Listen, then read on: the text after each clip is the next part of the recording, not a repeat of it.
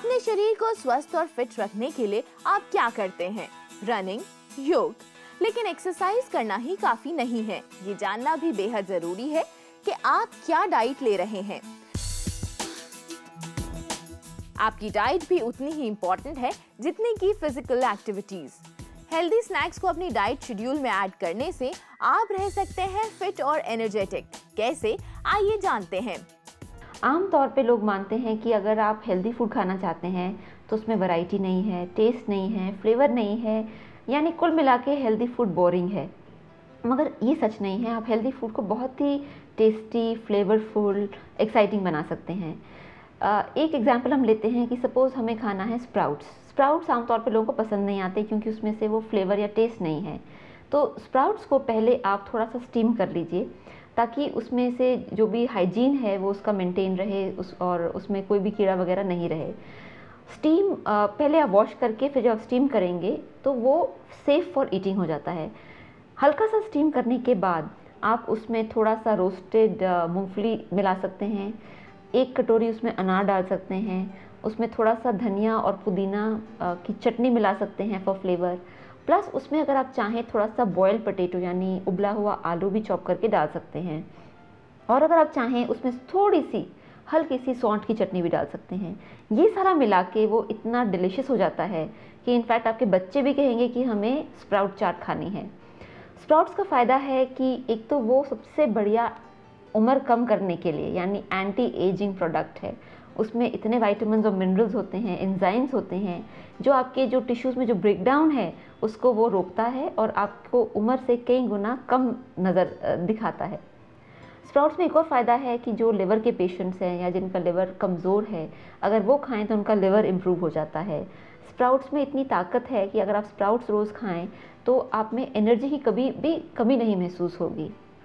Sprouts हर उम्र के लोग खा सकते हैं, बच्चे भी खा सकते हैं जो कि 10 साल से बड़े हों, और बुज़ुर्ग भी खा सकते हैं बिकॉज उसके अंदर वाटर कंटेंट काफ़ी होता है जिससे कि उसमें चबाने में मुश्किल नहीं होती है।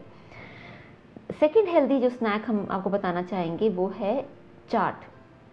चाट एक बहुत ही इंटरेस्टिंग और डिलीशियस ऑप्शन है किसी भी अनाज को खाने का। तो जैसे कि सफ़ेद चने की चाट और आलू के साथ आप बना सकते हैं, ठीक उसी तरह आप काले चने की भी चाट बना सकते हैं। और काला चना तो इतना फ़ायदेमंद है, वो डायबिटीज़ कंट्रोल करता है, आपकी जो मसल्स है उसको हेल्दी रखता है, बनाता है। काला चना आपके एसिडिटी को, अल्सर को कम करता है, और इवन आर्थराइटिस के पेशेंट्स, अगर आप जो कि रूमेटॉइड आर्थराइटिस है, अगर वो काला चना चाट खाएँ तो उनकी जो मसल्स और टिश्यूज़ का डेवलपमेंट अच्छा होता है। इसी तरीके से जैसे ये तो चाट हो गया, दूसरा है आप फ्रूट से कई चीज़ें बना सकते हैं। जैसे अगर बच्चे को दही नहीं पसंद, दूध नहीं पसंद, तो उसको आप स्मूदी बना के दे सकते हैं। यानी जैसे एप्पल है या मैंगो है, उसको मिक्सी में दही के साथ मिला के स्मूदी बना सकते हैं जो कि बच्चे को बहुत पसंद आएगी। इसी तरीके से अगर आप चाहें तो अगर किसी को डिज़र्ट्स खाने का शौक़ है या कुछ मीठा खाने का शौक़ है और वो डायबिटिक है, ज़्यादा मीठा नहीं खा सकता, तो आप दही में ही थोड़े फ्रूट्स काट के उनको दे सकते हैं जिससे कि उनके मीठे का शौक़ भी पूरा हो जाए और उनका ब्लड शुगर भी ना बढ़े।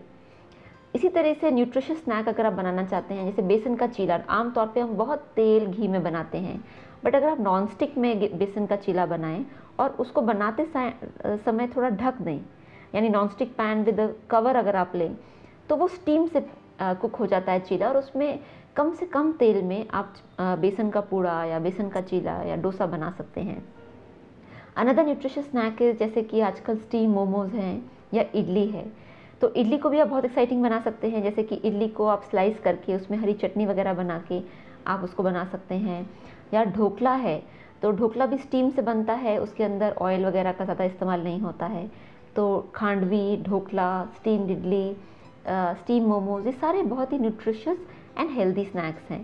देन अगर आप चाहें भेलपूरी भी आप हेल्दी बना सकते हैं क्योंकि उसके अंदर पफ्ड राइस होती है, मूंगफली होती है, उसमें थोड़ा सा अनार डाल सकते हैं, हरी चटनी डाल सकते हैं, बॉयल आलू डाल सकते हैं, एंड बेक्ड पापड़ी के साथ आप भेलपूरी बना सकते हैं विच इज़ वेरी टेस्टी। तो न्यूट्रिशियस स्नैक में आपको सिर्फ ध्यान रखना है कि तला हुआ इंग्रेडिएंट इस्तेमाल ना करें, फ्राइंग की विधि या प्रोसेस ना इस्तेमाल करें, एंड मैदे से बनी हुई चीज़ें ना इस्तेमाल करें, तो आप कई तरह के हेल्दी न्यूट्रिशियस स्नैक्स आप बना सकते हैं। इसी तरीके से अगर आप चाहें, जैसे कि अगर आप पुलाव बना रहे हैं तो ब्राउन राइस अगर आप पुलाव बनाएं और उसके अंदर खूब सारे वेजिटेबल्स डालें तो एक हेल्दी न्यूट्रिशियस फूड हो जाता है। अगर आप समोसा भी बना रहे हैं तो आजकल आप बेक्ड समोसा बना सकते हैं, जिसके अंदर आप मैदे का डो बनाने के बजाय आप आटे का डो बना सकते हैं, जिससे कि वो आपके लिए अनहेल्दी ना हो। और बेक करने के टाइम आप अगर उसको बेक करें तो उसमें फ्राइंग की विधि भी ख़त्म हो जाती है। इसी तरीके से आप टिक्की बना सकते हैं। टिक्की को फ्राई करने के बजाय अगर आप बेक करें तो बेक टिक्की बहुत टेस्टी होती है, न्यूट्रिशियस होती है और उसके अंदर घी तेल ना के बराबर होता है। तो इसी तरीके से आप भी कुछ रेसिपीज़ ट्राई कीजिए अपने घर में, जो आप कंटेंट्स यूज़ करते हैं, इंग्रेडिएंट्स यूज़ करते हैं, और आप खुद देखेंगे कि कई तरह की varieties, healthy varieties, tasty varieties आप घर में ही बना सकते हैं।